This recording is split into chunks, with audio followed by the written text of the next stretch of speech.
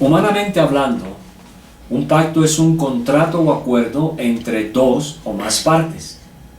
Bíblicamente, el pacto es la manera a través de la cual Dios ha escogido comunicarse con nosotros, redimirnos y garantizarnos vida eterna en Cristo Jesús. Las verdades reveladas en la Biblia son la base del cristianismo, y la Biblia es el documento del pacto, y tanto el Antiguo como el Nuevo Testamento son en realidad los pactos Antiguo y Nuevo. En la Biblia hallamos un modelo con respecto a los pactos. Básicamente, tal modelo es como sigue. Primero, tenemos la parte que toma la iniciativa. Se describe a sí misma y lo que va a hacer. Segundo, posteriormente viene una lista de obligaciones mutuas entre las partes que intervienen. Y finalmente está la sección que trata de las recompensas y castigos relacionados con el cumplimiento o el quebrantamiento de ese pacto. Un ejemplo de este pacto son los 10 mandamientos, los cuales cumplen este modelo y son por lo tanto un documento de pacto. El pacto es la forma como Dios inicialmente decidió tratar con la humanidad. Sabemos esto a partir del estudio del pacto eterno mencionado en Hebreos 13:20. Y el Dios de paz, que resucitó de los muertos a nuestro Señor Jesucristo, el gran pastor de las ovejas, por la sangre del pacto eterno. En este pacto, Dios el Padre y el Hijo llevaron a cabo un acuerdo con relación a los elegidos.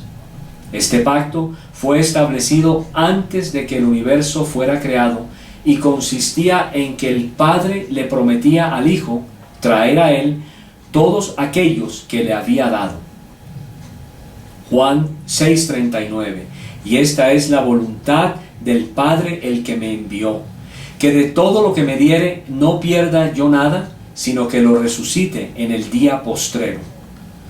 Para que este pacto se cumpliera, el Hijo tenía que cumplir su parte. Tenía que hacerse hombre. Colosenses 2:9. Porque en él habita corporalmente toda la plenitud de la deidad. Cuando Dios Hijo se encarna en la persona de Jesús, o sea, al tomar humanidad, es hecho un poco menor que los ángeles. Hebreos 2:7. Le hiciste un poco menor que los ángeles, le coronaste de gloria y de honra, y le pusiste sobre las obras de tus manos. El Hijo estaría sometido a la ley, Gálatas 4:4 y 5. Pero cuando vino el cumplimiento del tiempo, Dios envió a su Hijo, nacido de mujer y nacido bajo la ley, para que redimiese a los que estaban bajo la ley, a fin de que recibiésemos la adopción de hijos. El Hijo moriría por los pecados del mundo. Primera de Juan 2:2. Y Él es la propiciación por nuestros pecados, y no solamente por los nuestros, sino también por los de todo el mundo. Y finalmente, el Padre lo resucitaría de entre los muertos. Entonces, el pacto eterno lleva al pacto de la gracia. Mientras que el pacto eterno fue hecho entre el Padre y el Hijo, el pacto de la gracia es establecido entre Dios y el hombre. Este último pacto es donde Dios le promete al hombre la salvación eterna sobre la base del sacrificio de Jesús en la cruz. Tal pacto se manifiesta en nuestro mundo en una sucesión de pactos adicionales que Dios hizo con Abraham, Noé, con los israelitas en el monte Sinaí, con David, con los creyentes en el nuevo pacto, etc. Nuestra intención es entonces presentar el punto de vista de que existen dos pactos principales. Sin embargo, hay desacuerdo en lo concerniente al número de pactos. Algunos dicen que realmente hay uno solo, el pacto eterno, del cual dependen todos los demás. Otros dicen que hay dos, otros tres, en fin. Pero realmente no existe una respuesta absoluta. De todos modos, comprender la noción de pacto es importante por varias razones. 1. vemos que Dios trata con el hombre en una relación de pacto. 2. Ya que un pacto es un acuerdo, se trata de una promesa hecha por Dios. Y como podemos confiar eternamente en la palabra de Dios, podemos reconfortarnos grandemente en su pacto, el cual nos promete vida eterna en su Hijo. 3. Nos ayuda a ver la Biblia como un documento de pacto. Tanto el Antiguo como el Nuevo Testamento son en realidad los pactos Antiguo y Nuevo. 4. Considerando al pacto como marco de referencia en el cual la Biblia fue escrita, podemos entenderla mejor, así como también entendemos mejor cómo Dios trata con nosotros y acerca de nuestras responsabilidades para con Dios, así como las de Dios hacia nosotros. 5. Podemos entender mejor los símbolos usados por Dios en la ratificación del pacto, la cena del Señor y el bautismo. Ahora bien, ¿cuáles son los requisitos y promesas en el pacto eterno? El Padre y el Hijo estuvieron de acuerdo en que este último, o sea, el Hijo, expiase los pecados de aquellos que el Padre le había dado, e hiciese lo que Adán no pudo hacer, o sea, observar la ley. ¿Qué requisitos se incluían en el pacto eterno? Que Dios asumiese la naturaleza humana, que el Hijo naciese y estuviese bajo la ley, que el Hijo, después de lograr el perdón de los pecados y la vida eterna por medio de la expiación, los aplicase a los elegidos. ¿Cuál es la relación entre el pacto eterno y el pacto de la gracia? El pacto eterno es el modelo para el pacto de la gracia. El primero es eterno, es decir, sancionado desde la eternidad, y el segundo es temporal, en el sentido de que se lleva a cabo en el tiempo. El pacto eterno es un acuerdo entre el Padre y el Hijo como garantía y cabeza de los elegidos, mientras que el pacto de gracia es un acuerdo entre el Dios Trino y el pecador. Si no hubiese habido un pacto eterno entre el Padre y el Hijo, no podría haber habido un pacto de gracia entre Dios y el hombre pecador. El Espíritu Santo es el que produce la fe en el pecador.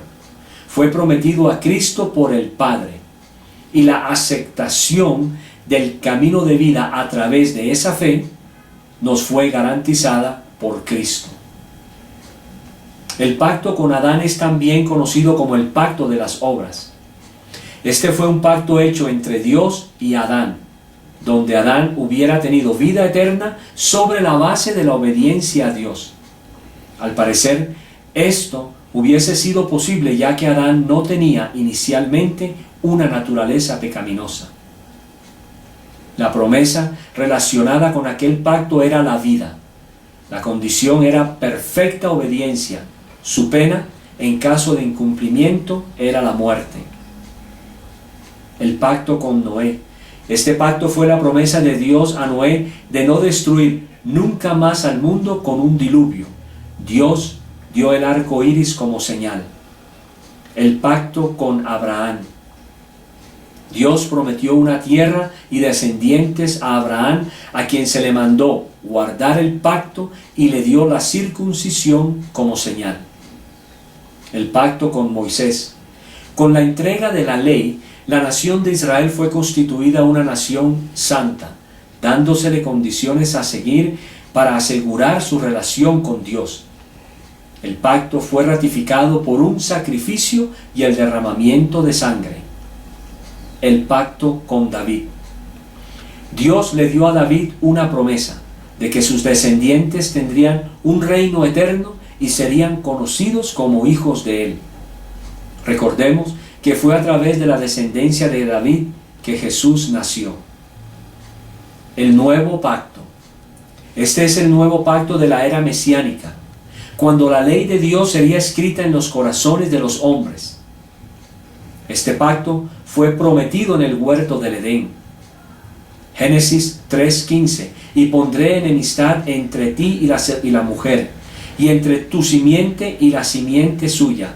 Esta te herirá en la cabeza, y tú le herirás en el calcañar. Posteriormente, Dios le proclama de este pacto a Abraham. Génesis 12:3. Bendeciré a los que te bendijeren, y a los que te maldijeren, maldeciré, y serán benditas en ti todas las familias de la tierra. Este pacto se cumplió en Cristo. El pacto de gracia. Este pacto puede definirse como el acuerdo de bondad inmerecida entre el Dios ofendido y el pecador que ofende, y en el cual Dios promete la salvación por la fe en Cristo. El pecador la acepta por la fe, comprometiéndose a una vida de obediencia y de fe continua. A continuación, presentaremos una breve descripción entre el pacto de obras y el pacto de gracia. El pacto de obras. Dios es el Creador y Señor. Lo estableció por su amor y bondad. El hombre aparece simplemente como una criatura de Dios relacionada correctamente con su Creador. No hay mediador. La rectitud se basa en la obediencia de un hombre cambiable, lo cual es inseguro. El camino de la vida exige guardar la ley. El pacto es parcialmente conocido de manera natural, ya que la ley de Dios está escrita en el corazón del hombre. Ahora vamos con el pacto de gracia. Dios es el Redentor y Padre. Lo estableció por su misericordia y gracia. El hombre aparece como un pecador quien ha pervertido sus caminos y que solo puede restablecer su unión con el Padre a través de Cristo. Jesús es el único mediador. Se basa en la obediencia de Cristo como mediador. El camino de vida es por fe en Cristo Jesús. El pacto puede ser conocido exclusivamente a través de una revelación especial, la Biblia. Como hemos visto, tanto en el pacto de obras como en el pacto de gracia, Dios es la primera de las partes. Él toma la iniciativa y determina la relación que la otra parte deberá tener ante Él. Como hemos visto, tanto en el pacto de obras como en el pacto de gracia, Dios es la primera de las partes. Él toma la iniciativa y determina la relación que la otra parte deberá tener ante Él. Para concluir, podemos decir que Dios estableció el pacto de gracia con el hombre caído, quien está alejado de Dios por el pecado.